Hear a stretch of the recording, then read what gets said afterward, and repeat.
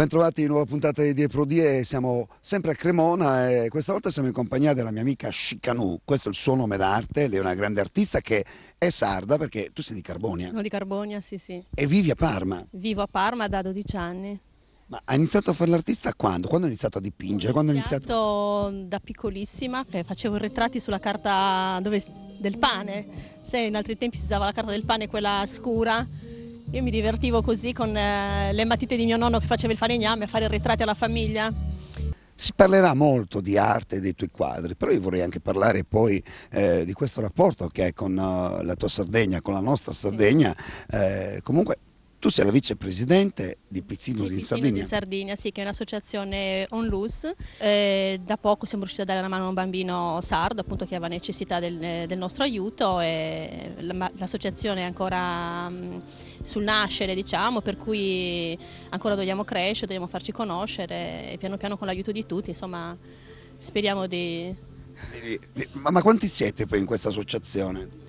Guarda, quanto siamo adesso non lo so sinceramente. Io tra l'altro te l'ho detto già al telefono, no? E te lo ripeto adesso, lo dico anche con la televisione, io vorrei far parte della vostra associazione e quindi mi devo iscrivere assolutamente quanto prima. Molto volentieri. Ora, io so soltanto che siamo nati praticamente con 5 fondatori e piano piano tante persone si stanno aggregando. Io non so il numero esatto di iscritti perché, essendo io a Parma, non sono aggiornata tutti i giorni, insomma, però so che tutti i giorni ci sono dei nuovi iscritti e l'associazione sta piano piano crescendo. Ma l'associazione non vive solo in Sardegna, vive anche per tutto il resto dell'Italia. La nostra associazione è partita da 4 fondatori: Roberto Flore, che è stato il primo che ha avuto l'idea, un'idea che io poi ho sostenuto, e poi si sono associati altri amici di MySpace, che sono Antonello Lombardi, Patrizia Cossu e Di Loi, e poi piano piano si sono, insomma, aggregate tante altre persone come soci sostenitori e il numero sta crescendo sempre di più, insomma. Buon lavoro per voi, ma io ritornerei a parlare invece di quello che è il tuo amore, l'amore per l'arte, i tuoi quadri, le tue opere. Sì. Niente, io sono una pittrice e anche una poetessa, sono iscritta alla SIA e scrivo canzoni, cioè poesie che vengono prese. Ho sentito dire, avvicinati, ho sentito dire che stai scrivendo qualcosa per me, è vero, per il nuovo disco? Sì, è vero? Verissimo. Mi hanno detto? Sì. Ah, perfetto, no, era una curiosità, sai, voglio dire. Quindi tu sei poetessa, scrivi? Sì, scrivo. Dipingi? E dipingo, sì. Allora, poc'anzi abbiamo parlato di MySpace. Entrate myspace.com/Chicanu, che è lei, d'accordo? Entrate dentro per vedere queste opere incredibili che sono lì in esposizione per il godimento poi dei nostri occhi, no? Perché sono bellissime. Tra l'altro ci tengo a sottolineare che sono le opere di MySpace, opere vecchissime che risalgono appunto ai miei 17-18 anni, perché non è che lo stile sia cambiato molto rispetto ad allora adesso, ma sto lavorando più sull'iperrealismo, mentre prima ero più sul surrealismo, anche se devo dire che io adesso non sono legata a nessun ismo, perché non seguo nessun manifesto, non mi piace seguire i consigli di nessun critico e non accetto i consigli di nessun critico. Mi definisco un artista indipendente perché credo che quello che è dentro non debba essere frenato da nessuno, per nessuna moda, per nessuno scopo di lucro. Se vendo bene, se non vendo io sono felice comunque, perché sto esprimendo quello che ho dentro. Questo è poco ma sicuro. Sì.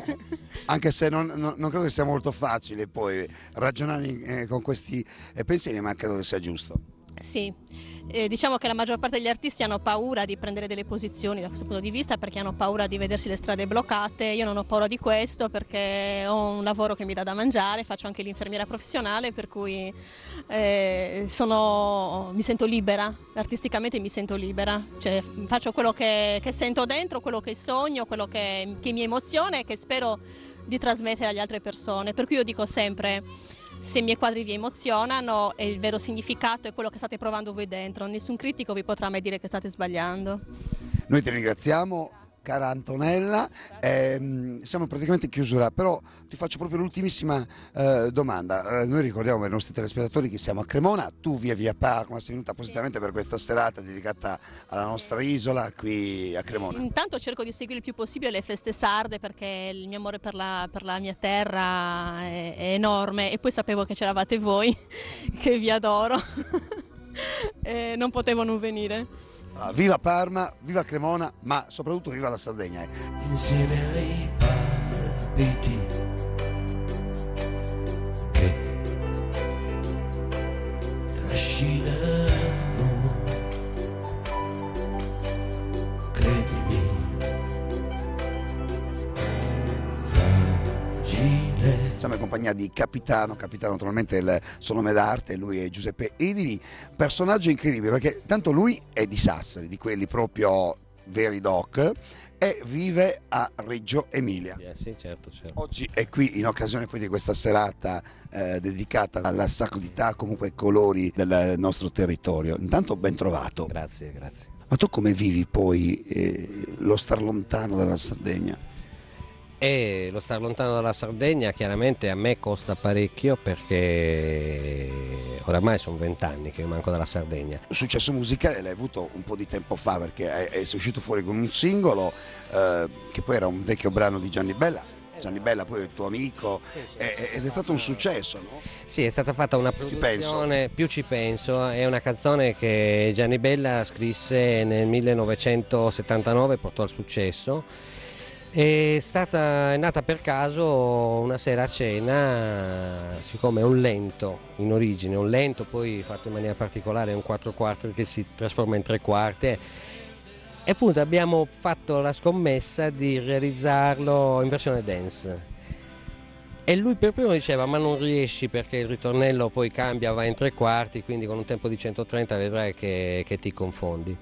E invece siamo riusciti a realizzarlo. Tra l'altro negli spazi siamo anche riusciti a inserire una parte rap che è cantata da un ballerino inglese cantante che si chiama Pierre Gerard, e siamo riusciti a fare questo lavoro ed è andato molto bene. Soprattutto devo dire sono riuscito a fare il profeta in patria perché soprattutto in Sardegna si sono registrate delle vendite molto alte. È stato programmato parecchio dalle radio senza neanche un biglietto da visita, è stato portato così nelle radio, ascoltato, e le radio l'hanno programmato parecchio in Sardegna. Ricordo che è stata una bella emozione. Una mattina rientravo sono venuto fuori dal traghetto a Porto Torres, c'era radio, non mi ricordo, una radio comunque locale, e appena sono partito è partito proprio quel pezzo di una sensazione pazzesca, proprio alle 8:30 di mattina sentire che era appena uscito il tuo lavoro, sentirtelo per radio è stata una grande soddisfazione. E poi in Sardegna tra l'altro. Sì.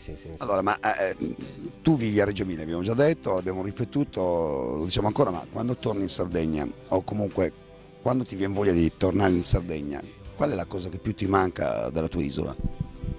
A me manca la Sardegna tutte le cose. A me manca la vista di un nuraghe, oppure mancano le prelibatezze della nostra cucina, manca tutto. Cioè sono quelle cose che dentro una persona rimangono indelebili, ma i profumi, i sapori, a me piace sentire l'odore del finocchietto selvatico, qua a Reggio Emilia non c'è, però è tutto che ti manca, tutto l'insieme. Io quando sono in Sardegna sono felice, appena metto piede in Sardegna io sono già felice perché ritorno alle mie origini, alle mie cose, fermo restando che Reggio Emilia è una bella città che mi offre tanto, mi dà tanto e io mi trovo molto bene anche lì, però diciamo che da sardo sono legato alle mie tradizioni.